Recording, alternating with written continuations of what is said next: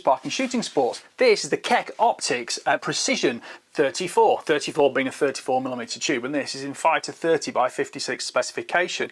34mm tube is great because it gives you a little bit more mechanical elevation within the tube. You know, there's 26 milliradians up and down in there, and there's 17.4 left and right for windage.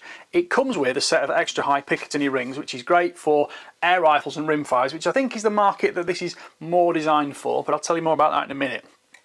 Those extra high Picatinny rings, of course, if you've got a flat top receiver, flat top rifle, well, you've got more elevation under this big 56mm objective body, which of course is letting more light into the tube, giving you a brighter image.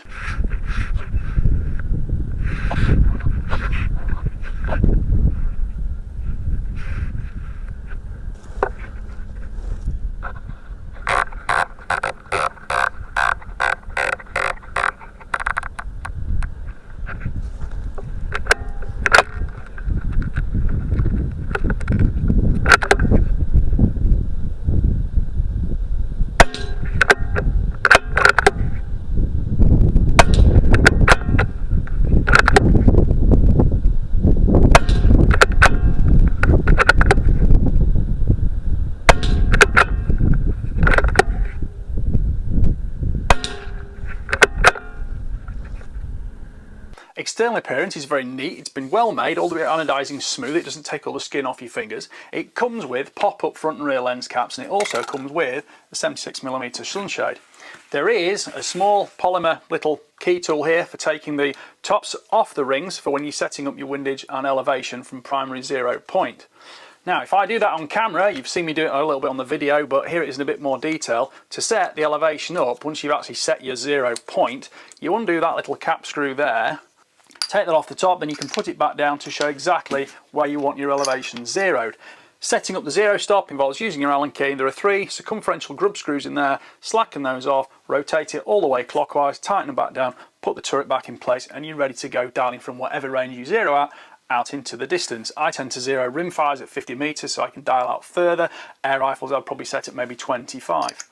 The click values on the turret are clearly marked, and on this one we've got 0.1 milliradian, which is 10mm at 100 meters. This is a first focal plane optic, so realistically it's following the current market trends and the most modern solutions for the metric elevation and windage systems. Being first focal plane, as you zoom in and out, the reticle appears to get larger and smaller because that stays in perfect collaboration with the actual dial corrections on both turrets.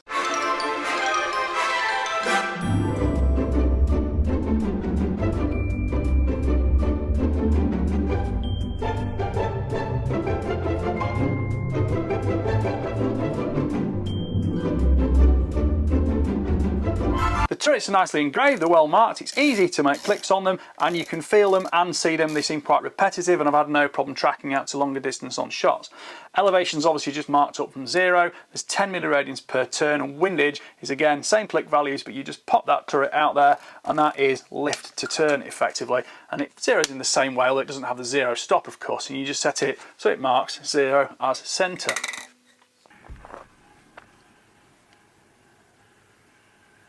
The back end of the scope here shows a fast focus collar for precise reticle precision and diopter adjustment. Gives you minus or +2 diopter to compensate for your eyesight, and once that's set up you don't really need to move it again.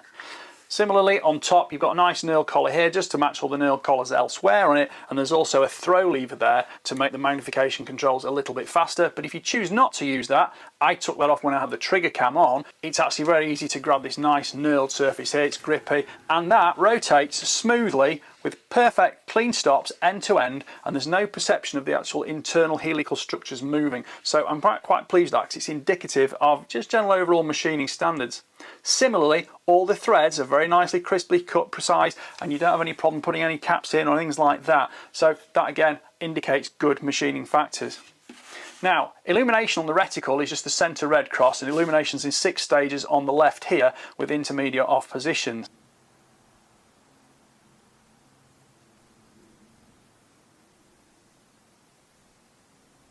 But last but not least is the parallax control, and this is where this scope speaks to me and says I'm really more interested in air guns and rimfires than centrefires.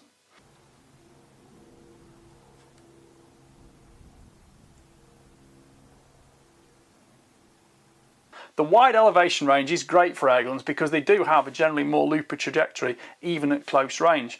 But what you'll notice actually is on the side parallax here, parallax control goes from 10 yards to infinity, and that 10 yards goes from 10 yards here all the way through to 100 in a half rotation of that collar.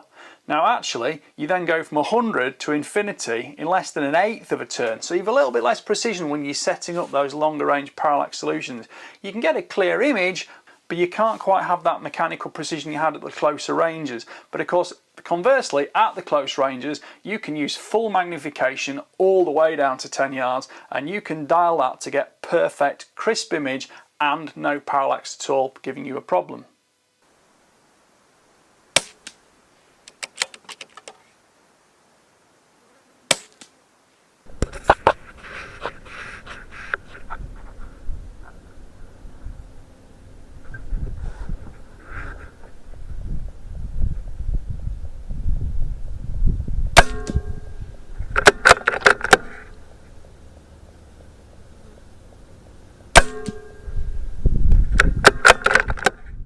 Now it's important to say that with the trigger cam on top, although you get video footage of it, the trigger cam is not a true representation of what you see with your eyes, because the trigger cam cannot auto-focus. You've got to manually focus it.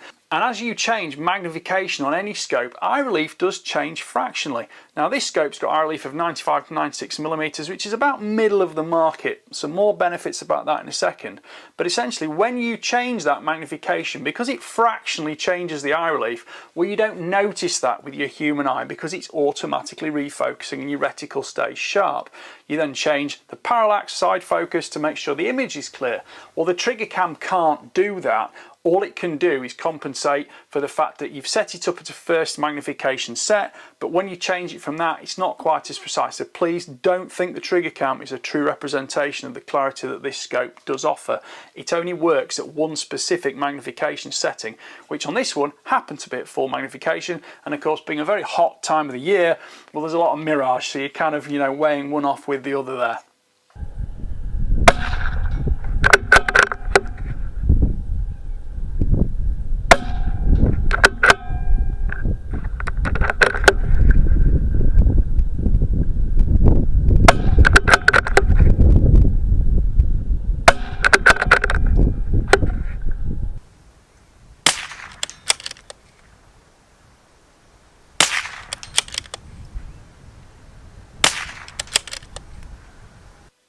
Now, talking about that eye relief of 95 to 96mm, that's about middle of the market. You get a lot of really good high precision scopes that are 4 or 5 times the price of this at least, which give you about 90mm of eye relief, and that doesn't sound very much, but the thing is they give you a very forgiving eye box with a very good reticle picture and crystal clear imaging.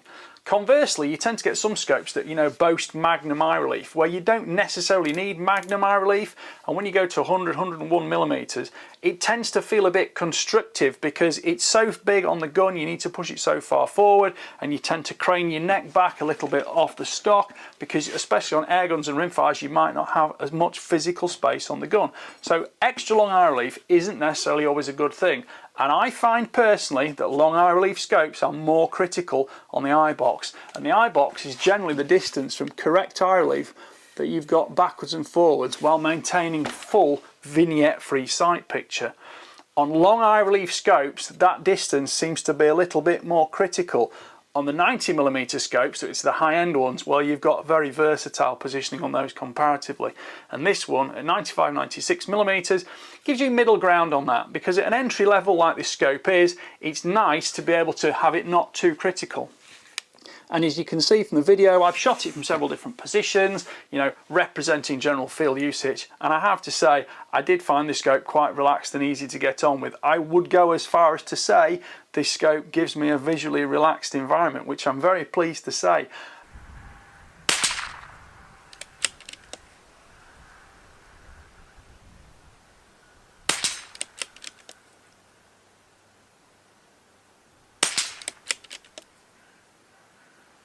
The scope itself is not expensive, it's £369 retail, and I believe at the moment from Sure Shot Airguns there is actually a £330 special offer. Now, Okay, you can't expect it's going to give you the same precision, the same performance as a £3,000 or £4,000 scope, but it does what it says it will do for airguns and rimfires extremely well, and I didn't have any problems with it.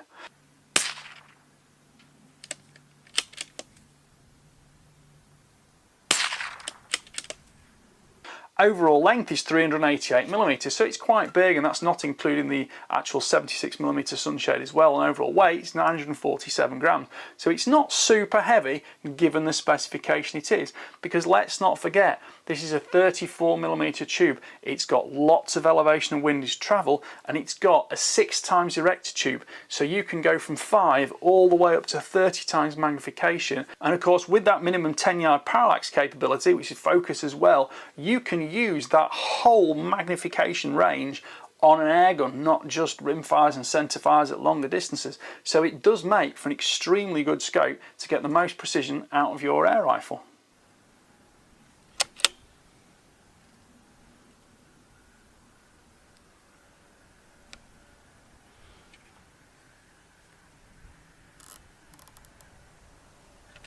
KECK advertised the fact this has got HD glass in it. It's also waterproof, dustproof, all the usual variables for atmospheric resistance. The manufacturing standards, as I've said before, do seem quite good, and I like the fact it's been kept smooth. There's not too much logos on it, and the reticle is a really nice balance between giving you enough aim off marks without being overly busy and obscuring too much of the target, which when it comes to spotting bullet splash or pellet splash and things like that into the background, it can be very, very critical to have a nice clear sight picture to make sure you can see that swirl and trace going through the field of view as you're shooting. Colour rendition's been very neutral, and I've had no problem changing magnification. It's not been affecting zero, anything like that. The scope has tracked perfectly well. It's returned back to zero after shooting multiple distances, so that is itself reassuring.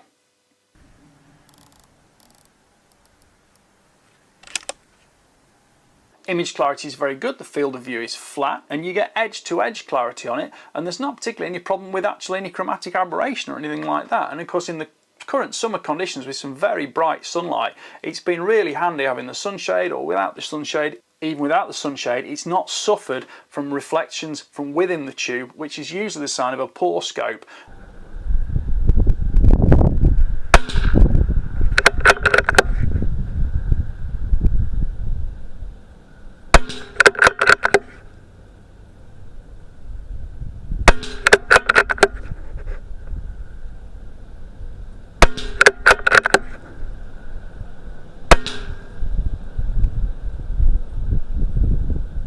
Well, I hope you've enjoyed watching that review. This isn't a super expensive scope at £369, but it's offering a lot to the entry-level shooter who wants to get the most from their airgun or rimfire rifle. It really does produce everything it advertises it can do, and I've actually found it's actually quite pleasant to use, and I actually enjoyed using this and find it more honest than some very, very expensive scopes, which I find a little bit disappointing sometimes given what they claim to be able to do. So have a look at the KECK optics range. I'll put a link to Sure Shot airguns on the description of this video. There are other magnification ranges available, and there are also first and second focal plane options with different reticles too.